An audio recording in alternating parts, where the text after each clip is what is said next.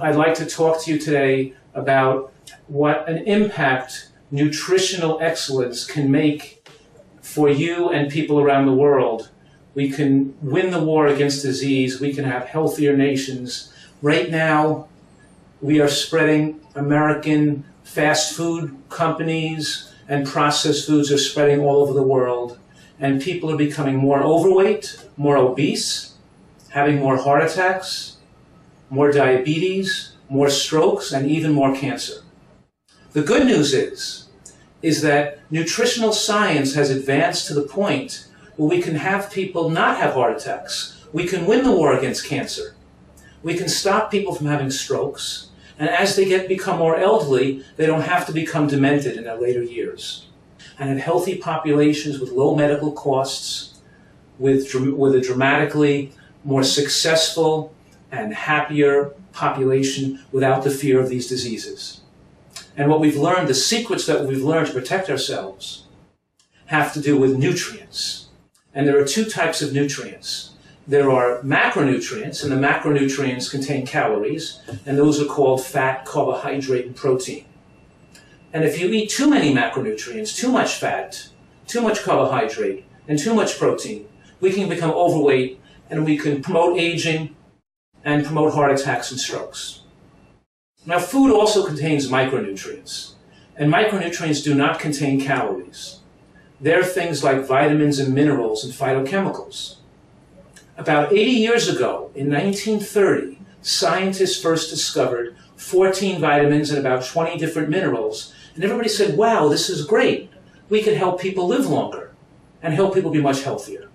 And what happened between 1935 and 2005 is that heart attack rates went up all over the world, stroke rates went up, and cancer rates went up every single year for 70 years straight. We didn't realize until about 15 years ago that the third type of micronutrients, called phytochemicals, were missing, because the third type of micronutrients, called phytochemicals, are not found in processed foods, and they're not found in animal products, but they're found in fruits and vegetables. So when we thought that we could take processed foods and add a few vitamins and minerals to it, or take a vitamin supplement and think we're getting enough, we were mistaken. Because now we know that every tomato has 1,000 different nutrients in it. Every head of cabbage, every piece of lettuce, every cucumber, every bean or berry or sprout has hundreds, even thousands of nutrients that are so important to protect our precious health. So if we sum up what we've learned in the last 15 years in the field of nutritional science, we've realized that we have to eat a diet that's very high in nutrients, very high in micronutrients, including not just the ones we discovered 70 years ago, but all the new nutrients that we're discovering, all the new findings, that full symphony of nutrients we're finding that exists in natural fruits and vegetables, beans, nuts, and seeds. So the first thing I'm saying here, I'm making the point that as a nation, countries all over the world have made tremendous mistakes as far as protecting the health of their population.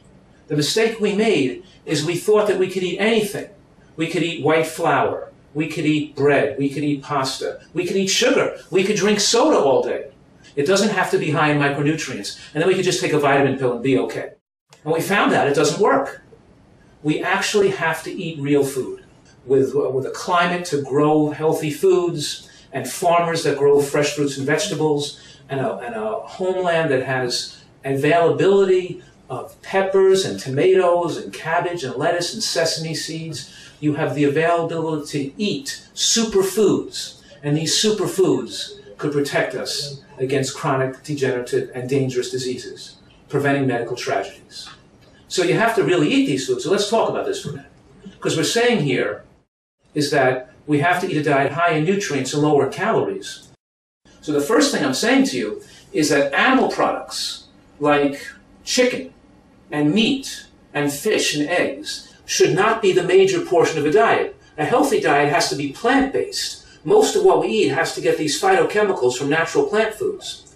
So pasta, white bread, and white rice does not have in it the phytochemicals and antioxidants. In those foods, there's no significant amount of vitamin E and vitamin K and folate and bioflavonoids and lignins and plant sterols and all these phytochemicals and other carotenoids that protect against disease. In other words, what I'm saying is that processed foods, drinking soda, having sugar, having white rice and pasta and white bread are not high nutrient foods. Those are not going to be the foods to protect your precious health because they're not rich in micronutrients. And likewise, animal products like chicken and meat also do not have the same nutrients. They're also missing the vitamin E, vitamin K, the folate, the bioflavonoids, the lignins, the phytochemicals, the carotenoids, the same nutrients that the processed foods are missing.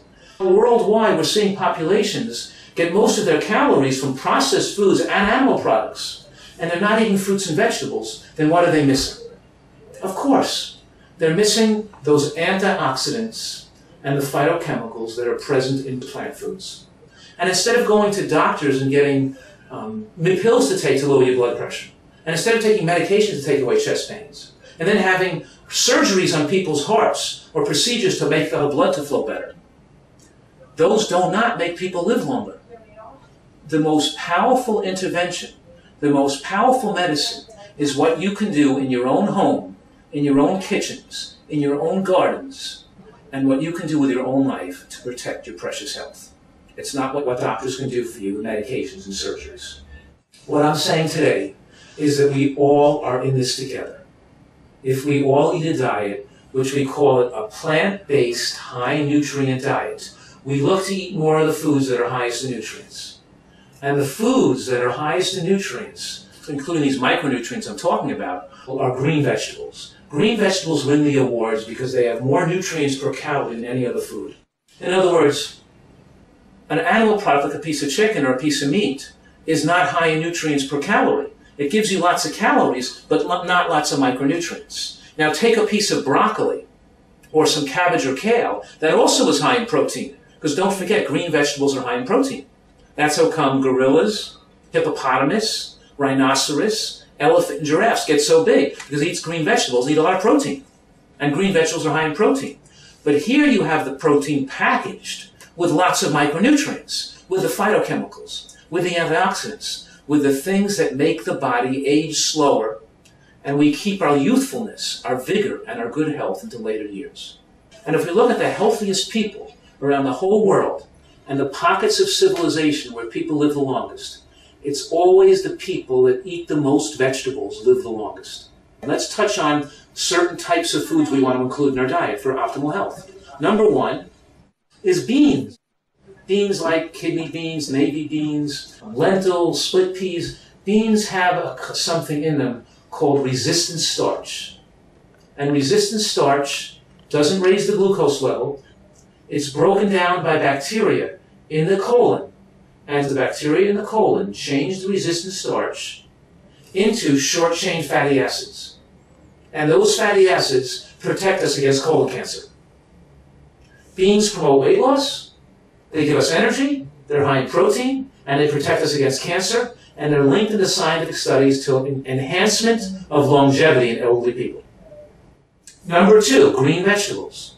To be on a healthy diet, we have to eat some raw vegetables and some cooked vegetables. We have to eat green vegetables. Lettuce, salad, cucumbers, cabbage, the broccoli family, all those green vegetables have specific compounds that have been shown to protect against breast cancer, prostate cancer, colon cancer, and of course heart attacks and strokes. They're longevity-producing foods.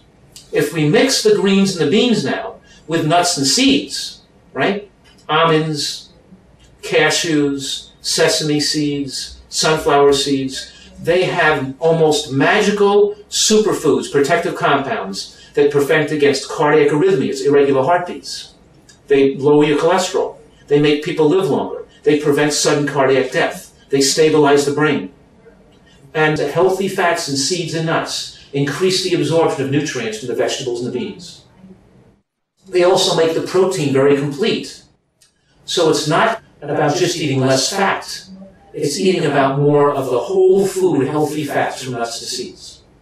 Now, nuts and seeds contain a special compound called plant sterols. And these sterols have been shown to lower cholesterol levels and protect against heart attacks. But they also have a dramatic effect to protect against cancer as well. So what I do is we take some sesame seeds, and maybe we'll mix it with an orange, and make a dressing or a dip to put on the salad, right? Or we'll throw some seeds and nuts with some tomato sauce, and we'll make a dressing, we'll make some kind of dressing or a sauce. In other words, using nuts and seeds as part of your dressings and dips is a very important part of excellent nutrition.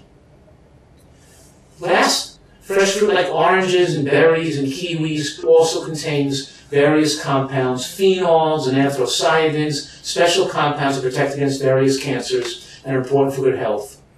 And lastly, of course, whole grains like sorghum, wild rice, brown rice, whole grain rices, whole oats, whole barley. Think whole grains, not processed white flour, not white rice and white flour, but using more whole grains. So we know now that the more vegetables and fruits and beans and nuts and seeds eaten, the longer people live and the lower the risk of heart attacks and strokes and cancers. Now, in addition to preventing these chronic diseases later on in life, it also can help people have better function in school, more attention, more alertness, more protection against diseases like influenza, like the flu. When we have the right kind of nutrients in our body, we're not going to get sick as often. So we have to appeal to our governors and our government, our educators and our teachers and our farmers. We have to all work together as a team to bring healthy food into the schools, to bring healthy plant foods into our homes. We're not talking about adding a little bit of fruits and vegetables to your present diet. We're talking about making fruits and vegetables the major portion of your diet. And then we'll have a healthy nation, and then we'll have a healthy population to live a long life free of medical tragedies. To conclude, we have a unique opportunity in human history. This is a blessing. We have science and information that can enable us to live better and to live healthier and to live longer than ever before in human history. Let's take advantage of the natural bounty of the land and have one of the healthiest places in the whole world.